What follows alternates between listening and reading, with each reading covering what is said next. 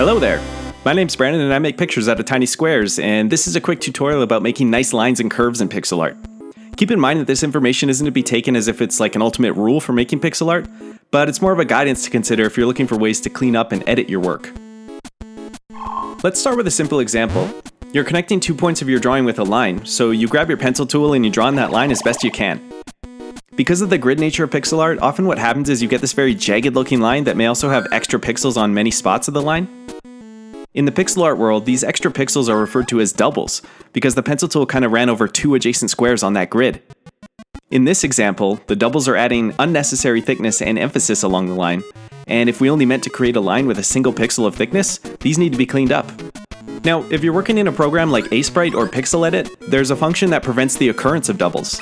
In Sprite, it's called the Pixel Perfect option, and if you enable it, you can draw around all you want without running into doubles. And if you want to make a straight line, you can also click the starting point and then hold Shift to preview the entire line before dropping down the end point. Similarly, there's an option in Pixel Edit called Clean One Pixel Line that will prevent the occurrence of doubles. Without those options enabled, or if like me, you're working in a program that doesn't even have those options, you can go through with the eraser tool and erase the doubled pixels one at a time. Usually I just eyeball what looks correct and will approximately leave the line I was trying to achieve. From here, there's still more cleaning up to do though, because as far as working on a grid goes, this line is also not perfect. Notice how the top section of the line looks pretty good.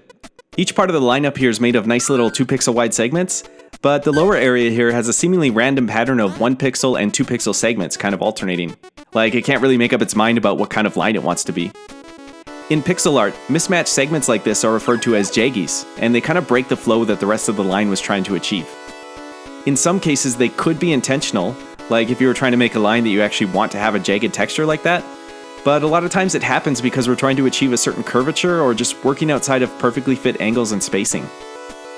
So the options for cleaning up a line like this depend on what we're trying to achieve with it. Is it meant to be perfectly straight? Do we want it to be slightly curved? Or is it somewhere in between, like maybe a simple change in angle along the line somewhere? If we're making a straight line on an angle, it can be faster to decide on the pixel slope before drawing and then just work that into the design.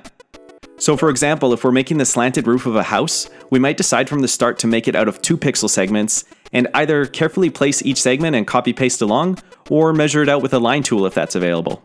This way, the perfect angles and slopes are already built into the design from the beginning, and any further editing with respect to the angles and lines is quite minimal. And while we're here, let's talk about joining 2 angled lines. We can select the 2 individual slopes and just pop them together, but pay attention to the number of pixels used where they meet up. By keeping the overlap area small, we create a sharp corner, whereas increasing this distance tends to appear as a softer, rounder look. Overall, paying attention to the line angle and the way things join up enables you to create full, clean-looking geometric shapes, which helps for constructing all kinds of objects you might need for a full scene or game.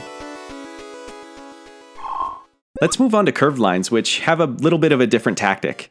Doubles are fairly easy to spot because, again, it's just a matter of noticing extra overlapping pixels that aren't intended to be there. Often what you see is that the curve looks a little bit too connected, like see how the pixels go up, then across, then up again? If the intent was to have a smooth curve, this is kind of throwing off the flow, so we need to clean up those doubled pixels to smooth it out a little bit. And jaggies in curved lines are usually harder to spot, because curves are changing direction and size anyway, so it often requires some closer inspection. Usually the pattern of pixel segments should steadily increase or decrease depending on where you are in the curve. And when they don't follow that trend, the curve ends up looking bumpy or jagged. So for example, if we want to connect these horizontal and vertical lines with a smooth curve, we could use steadily decreasing segments like 3, 2, and 1 pixels, and then build it up on the other side as 1, 2, and 3 pixels.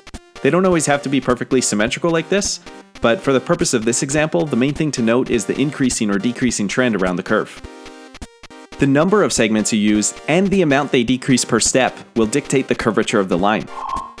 For example, a single pixel at the corner between a vertical and a horizontal line just lightly softens up an otherwise rigid corner, whereas having a greater number of segment steps with a gradual decrease leads to a gentler curve. Also, sometimes you may not need to increase or decrease the pixel segment length for every single step of the curve. Larger, more gradual curves often use multiples of the same segment length during the steps. That's kind of what makes their curvature slower. The main takeaway here is that the overall curve follows that increasing-decreasing trend, and that there aren't any jaggies in between those segments. Here are some examples of even more curves, just to show how these principles look across different kinds of curves and various changes in direction. To minimize doubles or jaggies in curves, sometimes what I do is just increase the pencil tool size to a large circle, and then use that shape to help me plan out the curve.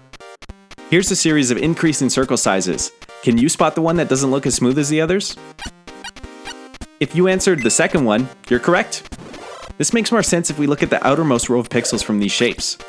The 7, 15, and 25 pixel size circles all follow that pattern of gradual decreasing and increasing pixel segments around the curve, whereas the 10 pixel size circle has a weird doubling happening at the corners, creating this very sharp look.